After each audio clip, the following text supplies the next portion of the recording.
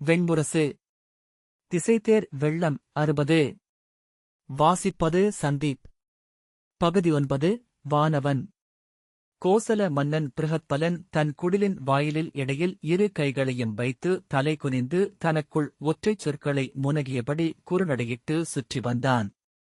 அவனது நிலையழிவை நோக்கியபடி அப்பால் தலைக்கவசத்தை ஏந்தியபடி ஏவலன் நின்றிருந்தான். பிருஹத்பலன் நின்று திரும்பிப் பார்த்து, வந்துவிட்டார்களா என்றான். அரசே என்று அவன் கேட்டான். அறிவிலி. அவர்கள் எங்கே என்றான். வெற்று விழிகளுடன் ஏவலன் அரசே என்று மீண்டும் சொன்னான். மூடர்கள். மூடர்கள் என்று தன் தொடையை தட்டியபடி அவன் மீண்டும் சுற்றி வந்தான். மீண்டும் நின்று எங்கிருக்கிறார்கள் என்றான். அரசே என்றான் ஏவலன். வங்க மன்னர் சமுத்திரசேனரும் சந்திரசேனரும் இங்கு வருவதாக சொல்லியிருந்தார்கள் என்றான் பிருஹத்பலன். அதைப் பற்றிய செய்தி ஏதும் இன்னும் சொல்லப்படவில்லை அரசே என்றான் ஏவலன். பிறகு நீ இங்கு என்ன செய்கிறாய்? அதை கீழே வை, நீர்க்குடம் சுமந்த கன்னி போல. அறிவிலி என்றபின் பிருஹத்பலன் சென்று பீடத்தில் அமர்ந்தான். தன் இரு கைகளையும் விரல் கோத்து மடியில் வைத்து தலையை அசைத்தபடி என்ன நிகழ்கிறது என்றே தெரியவில்லை என்றான். பற்களைக் கடித்து எட்டித் துப்பி எங்கும் புழுதி. குருதியுலர்ந்த புழுதி என்றான். ஏவலன் தேர் வருகிறது அரசே என்றான். அது எனக்கும் கேட்கும். விலகு என்று உரத்த குரலில் சொல்லி கைவீசினான் பிருஹத்பலன். ஏவலன் தலைவணங்கி சற்றே பின்னடைந்து நின்றான். ஒற்றைப் புறவித் தேர் வந்து நிற்க அதிலிருந்து சமுத்திரசேனரும் இளையோன் சந்திரசேனரும் இறங்கி பிருஹத்பலனை நோக்கி வந்தனர். பிருஹத்பலன் அமர்க என்று கை காட்டினான். சமுத்திரசேனர் அமர்வதற்குள்ளாகவே நாம் என்ன செய்யப் போகிறோம்? அவைக்குச் சென்று பேசவிருக்கிறோமா என்றார். அதைப் பற்றி முடிவெடுக்கத்தான் உங்களை வரச் சொன்னேன் என்றான் பிருஹத்பலன். சந்திரசேனர் நாம் மட்டும் முடிவெடுத்தென்ன பயன்? மாளவரும் கூர்ஜரரும் இன்னும் வரவில்லை. குறைந்தது அவர்களாவது நம்முடன் இருந்தாக வேண்டும். பிற சிறு அரசர்களைப் பற்றி நாம் கவலை கொள்ள வேண்டியதில்லை என்றார். முதலில் நாம் அறுதி முடிவெடுப்போம்.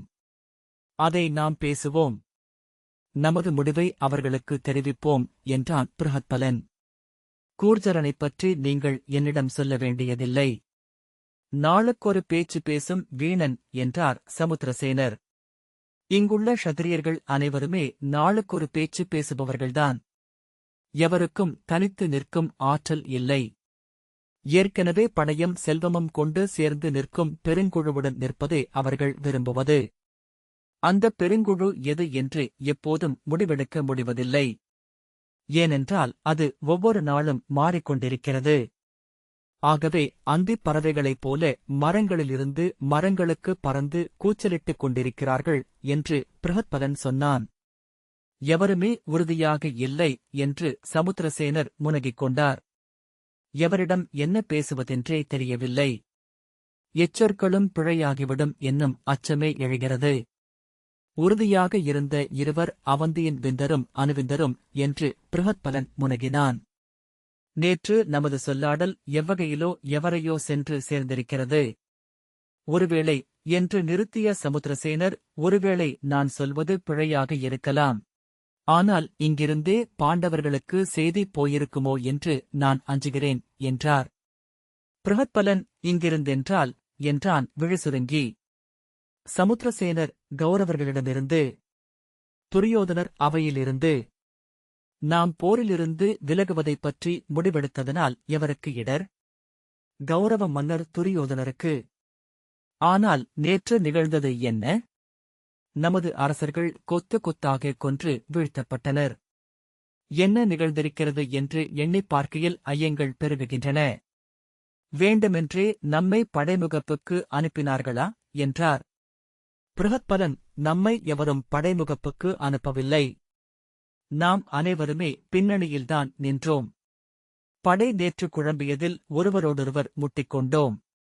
அம்புகள் பட்டு செத்துக் குவிந்தோம் என்றான். ஆம், அதைத்தான் சொல்கிறேன்.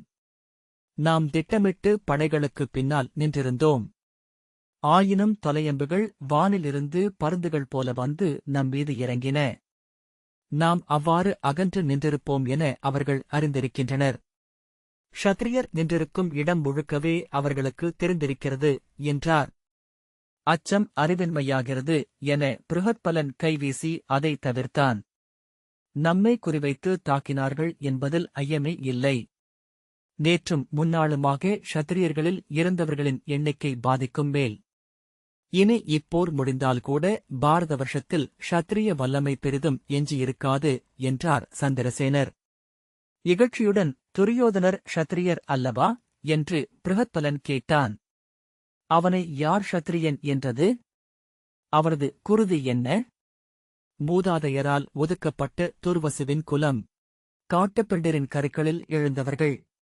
பாலைவன வேட்டவ குடிகள் என்றன்றி எவர் அவர்களை பொருட்படுத்துகிறார்கள்? துளிநீர் தேடி தவமிருக்கும் பாலைவன ஓனாய் வழி வந்தவர்கள். பாரத வருஷத்தை அவர்களிடம் ஒப்படைத்துவிட்டுச் செல்வதற்கா இப்போருக்கு எழுந்தோம் என்றார் சந்திரசேனர்.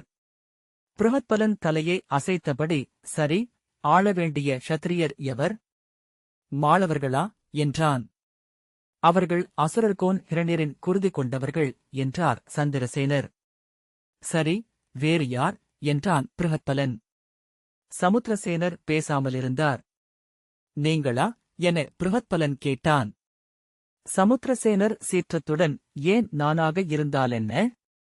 வேதம் கனிந்த தீர்க்கதமசின் குருதியில் எழுந்த குலம் நாங்கள் என்றார். உங்கள் குலமூதாதையான வாலி அரக்கர்குலம் என்பதல்லவா கூற்று என்றான் பிருகத்பலன். அதை நீங்கள் பேச வேண்டியதில்லை. கோசலகுலத்தின் வேரை நாங்கள் தோண்டி எடுக்க முடியும்.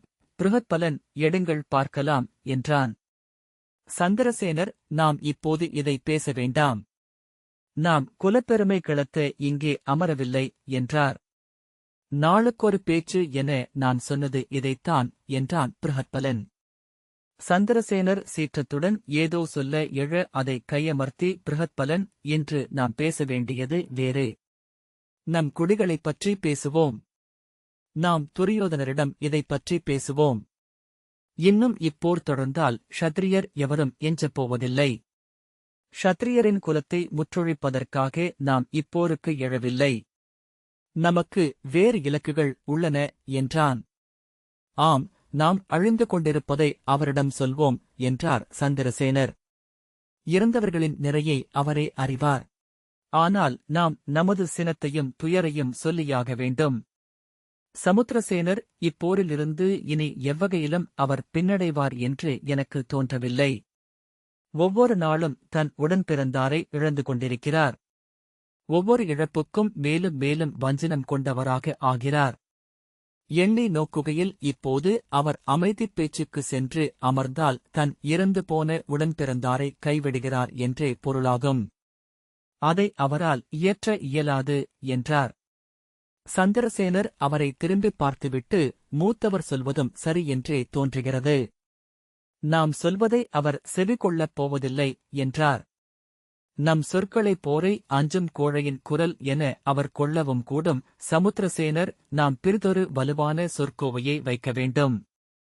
நாம் அழிவோம் என்பதற்காக போரொழியக் கோருகிறோம் என பொருள் வரக்கூடாது. அது பாரத வருஷத்தின் பொதுநலனுக்காகவும் வேதத்தின் வளர்ச்சிக்காகவுமே என ஒலிக்க வேண்டும் என்றார். பிருகத்பலன் எழுந்து தலையை அசைத்து, ஆம், ஆனால் எத்தனை எண்ணம் சூழ்ந்தாலும் எதுவும் சொல்லத் தோன்றவில்லை. இக்களத்தில் நாம் மடிவோம் என்ற எண்ணம் மட்டுமே வலுவாக நிலை கொள்கிறது. நம்மை மெய்யாகவே துரத்துவது அந்த அச்சம் மட்டும்தானா என்றான். உங்களிடம் நிமித்திகர்கள் என்ன சொன்னார்கள் என்று சமுத்திரசேனர் கேட்டார். யார் என்று பிருகத்பலன் சீற்றத்துடன் கேட்டான். நிமித்திகர்கள். இங்கு வருவதற்கு முன் ஒவ்வொருவரும் நிமித்திகர்களை பார்த்துவிட்டுதான் வந்திருக்கிறோம். உங்களிடம் நிமித்திகர் சொன்னதென்ன என்றார் சமுத்திரசேனர். உங்களிடம் சொன்னதென்ன என்று பிருகத்பலன் கேட்டான். நாங்களிருவரும் இந்தக் களத்தில் மடிவோம் என்றுதான். இது பெருநகரங்களை சருகுகளென உள்ளிழுத்து ஆழ்த்திச் செல்லும் சுழி. இதிலிருந்து எவரும் தப்ப இயலாது என்றான் எங்கள் நிமித்திகன்.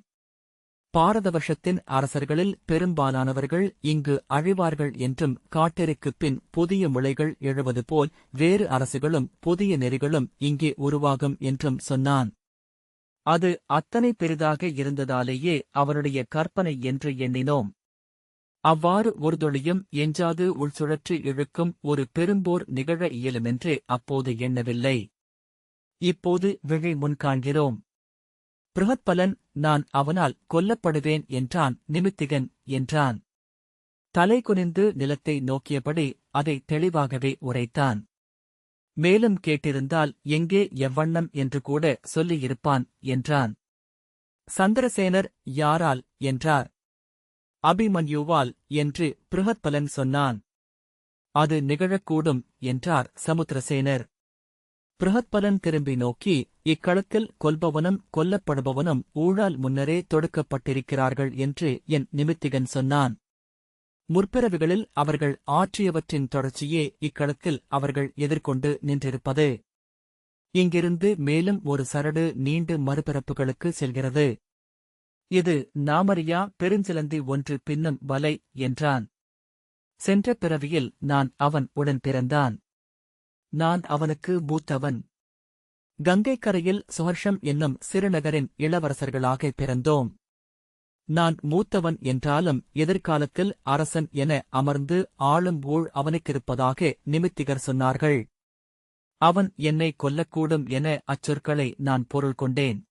அவன் என்னை கொல்வதை எண்ணி கொல்ல எண்ணுகிறான் என்றே நம்பலானேன். அவன் என்னை கொல்வதை கனவு கண்டேன். கனவிலெழுந்த அச்சமும் வஞ்சமும் நனவிலும் பெருகின. அவனை கொல்லாவிட்டால் அவன் கையால் இறப்பேன் என முடிவெடுத்தேன். அவனை நீராடும் பொருட்டு கங்கைக்கு அழைத்துச் சென்றேன். நாங்கள் இருவரும் கங்கையின் நீர்ப்பெருக்கில் ஒருவரை ஒருவர் துரத்தி விளையாடி காவலரிடமிருந்து மிக அகன்று சென்றோம். அங்கே அவன் தலையைப் பற்றி நீருள் ஆழ்த்தி அழுத்தி பிடித்துக் கொண்டேன். ஆனால் கரையிலிருந்து என் பெற்றோரிடம் நீரில் மூழ்கும் அவனை நான் காப்பாற்ற முயல்வதாக கூச்சலிட்டேன். படைவீரர் பாய்ந்து நீந்தி அணுகுவதற்குள் அவன் இறுதி மூச்சை விட்டிருந்தான். அவனுடைய இழப்பால் துயருற்றவனாக சில நாள் நடித்தேன். நீர்க்கடனும் புலைச்சடங்குகளும் முடிந்த பின்னர் விடுதலை கொண்டேன். மைந்தன் இறப்பால் உளம் சோர்ந்து தந்தை படுக்கையில் விழுந்தார். அன்னையும் நோயுற்றாள். ஓராண்டில் அவர்கள் இருவரும் இறக்க நானே அரசன் ஆனேன். ஆனால் முடிசூடிய பின் என்னால் அவனை மறக்க இயலவில்லை. ஒவ்வொரு நாளும் அவன் கனவில் எழுந்தான். என் மைந்தர்களில் இளையவன் அவனைப் போல தோற்றமளித்தமையால் அவனை நோக்குவதையே ஒழிந்தேன். அவனைப் பெற்ற அன்னையை சந்திப்பதை அதன் பின்னர் தவிர்த்தேன். அவனுக்காக எவருமறியாமல் பழிநிகர் கடன்கள் செய்தேன். நிமித்திகர்களை அழைத்து அவனை நிறைவுறுத்த என்ன செய்ய வேண்டுமென கோரினேன். அவர்கள் என் நாளும் கோளும் கணித்து சென்ற பிறவியில் அவனும் நானும் அயோத்தியின் பெருவணிகன் ஒருவனுக்கு மைந்தர்களாக பிறந்திருந்தோம் என்றனர். தந்தையின் பொருளை விழைந்து அவன் நான் துயில்கையில் என் அறைக்குள் பாம்பொன்றை அனுப்பி என்னை நஞ்சூட்டிக் கொன்றான். என்னையே நினைத்திருந்து 18 ஆண்டுகள் வாழ்ந்து மறைந்தான். நான் வெண்புகாமல் அவனைச் சூழ்ந்து மூச்சு வடிவில் இருந்தேன். அவன் அளித்த அன்னத்தையும் நீரையும் ஏற்க மறுத்தேன். அவ்வஞ்சமே என்னை அடுத்த பிறவியில் அவனுக்கு உடன்பிறந்தானாகப் பிறந்து பழியீடு கொள்ளச் செய்தது என்றார்கள் நிமித்திகர்கள். இந்தச் சுழலை எப்படி கடப்பேன்? இது பிறவி என தொடரும் ஊசலாட்டம்தானா என நான் கேட்டேன். உங்களில் ஒருவர் வஞ்சம் ஒழிந்து பிறரை முற்றாக பொறுத்து கனிய வேண்டும். வாழ்த்து சொல்லி மூச்சுலகிலிருந்து அகன்று விண்புகுந்து முன்னோர்களுடன் சென்றமைய வேண்டும். அடுத்தவர் பிறிதொரு பிறவி எடுத்து தன் செயலுக்கு ஈடு செய்து அங்கு வந்து சேர்வார். அதுவரை இந்த மாற்றாட்டம் தொடரும் என்றார் முதுநிமித்திகர். என் இளையோன் வஞ்சமொழிய வேண்டும் என நான் விழிநீர் சிந்தி வேண்டிக் கொண்டேன். நோன்புகள் நோற்றேன். பூசனைகளும் கொடையும் இயற்றினேன். அவன் வஞ்சமொழியவில்லை. அந்த வஞ்சமே அவனை அபிமன்யுவாக பிறப்பித்திருக்கிறது என்றனர் நிமித்திகர் என்றான் பிருகத்பலன். இப்பிறவியில் அவன் என்னை கொல்வான். கொல்பவனும் கொல்லப்படுபவனும் ஒன்றே என்று உணர்ந்து இங்கு எழுந்தவர்கள் எவரும் கொல்லப்படுவதே இல்லை எனத் தெளிந்து நான் இன்னுளத்துடன் விடை கொண்டேன் என்றால் வட்டச்சுழல் முழுமையடையும் என்றனர். நான் இதுநாள் வரை என் உள்ளத்தை அதன் பொருட்டு பழக்கிக் கொண்டிருந்தேன். எங்களுக்குள் இந்த பிறப்பில் இப்பூசலும் இல்லை. உளமறிய வஞ்சமென ஒருதொழியும் அவனிடமும் இல்லை. ஆகவே இங்கே நிகழும் இறப்பு மலர்தெர்வென நிகழட்டும் என எண்ணினேன். நான் அவனையே எண்ணிக்கொண்டிருக்கிறேன். உண்மையில் அவன் எவன் என்றும் இந்த ஊழாடலின் இயல்பென்ன என்றும் அறிவதற்கு முன்னரே அவனிடம் என் உள்ளம் படிந்துவிட்டது. ஏன் என்று அறியாமலேயே அவனைப் பற்றிய செய்திகளை தனித்து செவிகொண்டபடியே இருக்கிறேன். அவை அனைத்தையும் என் உள்ளம் நினைவில் தொகுத்துக் கொண்டிருக்கிறது. அவனை நான் நேரில் பார்த்ததில்லை. பார்த்திருக்கலாம், ஆனால் எதனாலோ பார்ப்பதை தவிர்த்தேன். அவனைப் பற்றிய என் உளச்சித்திரத்தை அனைவரிடமிருந்தும் காத்துக்கொண்டேன். அவனையும் என்னையும் ஊழ் முடிச்சிட்டிருக்கிறதோ என நான் ஐயுற்ற தருணம் எழுந்தது அவன் விராடரின் மகளை மணந்தபோது. வங்கரே, விராடர் தன் மகளை எனக்கு அளிக்க எண்ணம் கொண்டிருந்தார் என அறிவீர்கள். அவளை நான் மணக்கக்கூடுமா என்று கோரி தூது வந்தது. ஆனால் மச்சர்குடியின் அரசமகளை அரசியாக்க என் அவையினர் ஏற்கவில்லை. என் பட்டத்தரசி காமரூபத்தின் அரசமகள். அவளை மீறி நான் எதையும் செய்ய இயலாது. ஆனால் தூதன் அதை அறிந்தவன் போல் என்னிடம் ஓர் பட்டுத்திரை ஓவியத்தைக் காட்டினான். அவளைக் கண்டதுமே நான் அவளை முன்னரே அறிந்திருப்பதாக உணர்ந்தேன். காதல் கொண்டவர்கள் எப்போதும் உணர்வது அது என அறிந்திருந்தேன். ஆண்கள் இளமையிலேயே அவர்களுக்கான பெண்ணுருவை அகத்திரையில் தீட்டிக் கொள்கிறார்கள். அப்பெண்ணை தேடிக் கொண்டிருக்கிறார்கள். கண்டடைந்ததும் முன்பறிந்தவள் போல் இருக்கிறாள் என எண்ணி வியக்கிறார்கள். ஆனால் இது அவ்வாறல்ல. என் உள்ளத்திலிருந்த பெண்ணே அல்ல அவள். ஆனால் அவள் விழிகள் என்னை நேர்நோக்கின. அவள் எப்படி பேசுவாள் என்று கூட நான் அறிந்திருந்தேன். தூதன் சொன்னான், அவர்கள் மணத்தன்னேற்பு ஒன்றை ஒழுங்கு செய்வதாக. அதில் நான் அவளைக் கொண்டால் அதை என் குடிகள் எதிர்க்கவியலாது. மணத்தன்னேற்பு அரசகுடியினருக்கு தெய்வங்களால் ஆணையிடப்பட்டது. அதை நானும் ஏற்றேன். விராடநகருக்கு நான் அவளை கவர்ந்து வரும் பொருட்டே சென்றேன். அப்போது அங்கே பாண்டவர்கள் கரந்துரைவதை அறிந்திருக்கவில்லை. அவளை அர்ஜுனன் கவர்ந்து சென்றதை அறிந்தபோது அதையும் முன்னரே அறிந்திருப்பதாக தோன்றியது ஏன் என்று எண்ணிக் குழம்பிக் கொண்டிருந்தேன். இழப்புணர்வுடன் மதுவிலாடி அரண்மனையில் இருக்கையில் அவளை அபிமன்யு மணம் புரிந்து கொண்டதாக செய்தி வந்தது. அபிமன்யு என்னும் சொல்லால் துரட்டியால் குத்தப்பட்டது போல் எழுந்தமர்ந்தேன். அப்போதுதான் அவன் என்னுடன் பிணைக்கப்பட்டிருப்பதை உணர்ந்தேன். ஆகவே நிமித்திகர் நான் அபிமன்யுவால் கொல்லப்படலாம் என்று சொன்னபோது நான் திகைப்படையவில்லை. அவர்கள் அவன் பெயரை சொல்லக்கூடுமென எண்ணி காத்திருந்தேன். சொன்னதும் என் நரம்புகள் முறுக்கவிழ உடல் தளர்ந்தது. நான் ஒரு சொல்லும் கூறவில்லை. நிமித்திகர் கூற்றை என் அமைச்சர்கள் நம்பவில்லை. நான் அபிமன்யுவின் செய்திகளை கூர்ந்து கேட்பதை நிமித்திகர்கள் எவ்வண்ணமோ உய்த்தறிந்தே அதை சொன்னார்கள் என்றார் என் பேரமைச்சர்.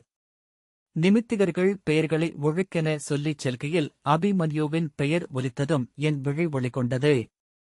அவர்கள் அதை கூர்ந்து நோக்கிக் கொண்டிருந்தனர். அவர்களின் வழிமுறை அது என்றார் அமைச்சர். அது உண்மையாகவே இருக்கலாம். ஆனால் நான் அதை முழுதும் நம்பினேன். இல்லையேல் அவ்வண்ணமொரு ஈர்ப்பு எனக்கு அவன்மேல் தோன்ற வாய்ப்பில்லை. இக்களத்துக்கு வந்த பின்னரும் அவனை நேரில் பார்ப்பதை தவிர்த்தேன். முதல் நாள் போரில் அவன் இருக்கும் இடத்துக்கு மிக அப்பால் படையுடன் நின்றிருந்தேன். ஆனால் அவனை என் அகம் அறிந்து கொண்டிருந்தது. மிக விரைவிலேயே பாண்டவர்களின் குழு குறியில் அவன் பெயர் எப்படி முரசொலியாகும், கொடியசைவாகும் என புரிந்து கொண்டேன். அதன்பின் அவன் செய்வதனைத்தையும் கேட்டு அகவழியால் நோக்கிக் கொண்டிருந்தேன். அவனுக்கு என்னை தெரியுமா என்று வியந்தேன். அவன் முன் சென்று நின்றால் அவன் என்னை நோக்கி திகைக்கக்கூடும். நாங்கள் விற்களை கீழே வீசிவிட்டு பாய்ந்து அணைத்துக் கொள்ளவும் கூடும். வங்கரே, நான் இன்று வரை அபிமன்யுவை பார்க்கவில்லை. திட்டமிட்டே அதை தவிர்த்துக் கொண்டிருக்கிறேன். போர் முருகும்தோறும் ஒன்று தோன்றலாயிற்று. இப்போரிலிருந்து அகன்று சென்றால் ஊழியின் அந்த வளையத்திலிருந்து நான் முறித்துக் கொண்டு விலகக்கூடும். ஏனென்றால் இங்கே நான் உசாவிய ஒற்றர்கள் ஒன்று சொன்னார்கள், அபிமன்யு இந்த களத்திலிருந்து உயிருடன் மீளப் போவதில்லை. அவன் மாவீரன் என்பதில் ஐயமில்லை. ஆனால் இப்போரில் அவன் களம்படுவான். ஒவ்வொரு நாளும் அவன் மேல் வஞ்சம் பெருகிக் கொண்டிருக்கிறது.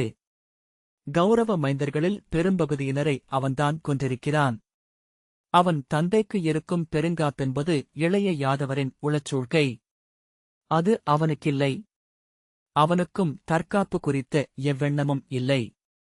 அவன் இங்கே கௌரவர்களால் வீழ்த்தப்படுவான் என்றால், அதற்கு முன்னரே நாம் படையிலிருந்து விலகிவிட்டோம் என்றால் ஊழிலிருந்து தப்பிவிட முடியும். நான் விழைவது அதை மட்டுமே. 1000 கைகள் நீட்டி பற்றவரும் ஊழிலிருந்து விலகி மீண்டும் கோசலத்திற்கு சென்று விடுவதைப் பற்றியே எண்ணிக்கொண்டிருக்கிறேன் என்றான் பிருஹத்பலன். சமுத்திரசேனர், இத்தகைய கதைகளுக்கு என்ன பொருள்? இப்பிறப்பைப் பற்றி பேசிக் கொண்டிருக்கிறோம். மறுபிறப்பைப் பற்றி நமக்கு என்ன தெரியும்?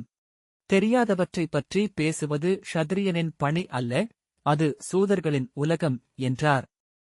ஆம், ஆனால் இப்போது அவன் கையால் நான் கொல்லப்பட விரும்பவில்லை என்று பிருஹத்பலன் சொன்னான். நான் அஞ்சுவது சாவை அல்ல, சாவுக்குப் பின்னரும் தொடரும் வஞ்சத்தின் தொடரை. இங்கே இச்சரடை அறுத்து விடுபட விழைகிறேன். எப்படி எவர் சொல்லெடுத்தாலும் இங்கு போரைப் பற்றி பேசுவதனைத்தும் இந்த அச்சத்திலிருந்துதான். நாம் எவரும் எஞ்சப் போவதில்லை என்றார் சமுத்திரசேனர். நேற்று நிகழ்ந்ததென்ன? மீண்டும் ஒரு கொலை வெறியாடல். இறந்த மன்னர்களின் பெயர்களை நேற்று படைத்தலைவன் பட்டியலிட்டான். ஒவ்வொரு பெயரும் என் நெஞ்சை அறுத்தது. அவர்களின் முகங்களும் சொற்களும் செரிக்காத உணவென உள்ளே புளித்துக் கொப்பளித்தன. இனி அந்த நாடுகளெல்லாம் என்ன ஆகும்? சந்திரசேனர், எந்த அறிவின்மையால் நாம் பட்டத்து இளவரசர்களைக் கொண்டு வந்து இந்த களத்தில் நிறுத்தினோம் என்றார். சமுத்திரசேனர், பட்டத்து இளவரசர்களை களம் நிறுத்தாமல் இருந்தால் நம்மால் வென்ற நிலத்தில் எப்பங்கும் கோர இயலாது. ஒருவேளை நாம் இக்களத்தில் மறைந்தால் நமது பட்டத்து இளவரசர்கள் க்ஷத்திரிய படைக்கூட்டிலிருந்து முற்றிலும் அகன்று விடுவார்கள் என்றார். ஆம், அதுதான் நமது கணிப்பு. ஆனால் இப்படி குலம் முழுமையும் அழியுமென்று அப்போது எண்ணியிருக்கவில்லை என்றார் சந்திரசேனர். அதைப்பற்றி இப்போது என்ன? நாம் என்ன செய்யவிருக்கிறோம் என்றார் சமுத்திரசேனர். அனைத்து க்ஷத்திரியர்களையும் இன்று துரியோதனர் அவையில் எழுந்து பேசச் சொல்லலாம். அது ஒன்றே செய்வதற்குரியது என்று பிருஹத்பலன் சொன்னான். அமைதிக்கு அவர் ஒப்பமாட்டார் என்று மீண்டும் சமுத்திரசேனர் சொன்னார். ஒப்பமாட்டார். ஆனால் க்ஷத்திரியர்கள் மேலும் உயிர் கொடுக்க சித்தமாக மாட்டோம் என்று அவரிடம் சொல்லியாக வேண்டும். முழு போரையும் இனி அவரே தன் தோளில் நிகழ்த்தட்டும். நாம் படைவல்லமையை மட்டும் அளிப்போம். அரசர்கள் முற்றிலும் பின்னணியில்தான் நிற்க வேண்டும். நேற்றும் முன்னாளும் முற்றிலும் பின்னணியில்தான் இருந்தோம். பின்னணியில் இருப்பவர்களை கொல்வதற்கும் அவர்களிடம் படைக்கலங்கள் இருக்கின்றன என்றார் சமுத்திரசேனர். பிருஹத்பலன் எண்ணுகிறாதபடி உளம் சோர்ந்து என்ன பொருள் இவற்றுக்கெல்லாம் என்றே புரியவில்லை. முற்றிலும் வீண் பேச்சு என்றான். இன்று அவையில் என்ன நிகழ்கிறது என்று பார்ப்போம். நமது எதிர்ப்பையேனும் பதிவு செய்வோம். இப்போரை இவ்வாறே முன்னெடுத்தால் இது எங்கு சென்று சேரும் என்று துரியோதனர் எண்ணவில்லை என்றாலும் பீஷ்மரும் துரோணரும் கிருபரும் சலியரும் எண்ணட்டும். அவர்கள் இப்போர் தொடங்குவதற்கு முன் துரியோதனருக்கு அளித்த சொல்லுறுதிகள் என்னாயிற்று? அரணனே கௌரவ குலத்தை காத்து நிற்பேன் என்று சொன்ன பீஷ்மரின் கண் முன்னால் கௌரவர்கள் ஒவ்வொரு நாளும் இறந்து உதிர்ந்து கொண்டிருக்கிறார்கள் என்று சமுத்திரசேனர் சொன்னார். ஆம், அவர்களை நோக்கி நாம் பேசுவோம். ஒருவேளை 1000ல் ஒரு பங்கு நல்லூழ் இருந்தால் துரியோதனர் நம் சொற்களை செவி கொள்ளக்கூடும் என்று பிருஹத்பலன் சொன்னான். எழுந்தபோது தலை சுழன்றவன் போல நிலையழிந்து மீண்டும் அமர்ந்து கொண்டான். என்ன என்றார் சமுத்திரசேனர். தலை சுழல்கிறது. விழித்திருக்கையிலேயே கனவு வந்து சூழ்கிறது என்றான் பிருஹத்பலன். என்ன கனவு என்றார் சமுத்திரசேனர். ஒரு தாமரை. அதற்குள் 2 புழுக்கள். என்ன என்று புரியவில்லை என்றான் பிருஹத்பலன். இந்த வாசிப்பை கேட்டதற்கு நன்றி.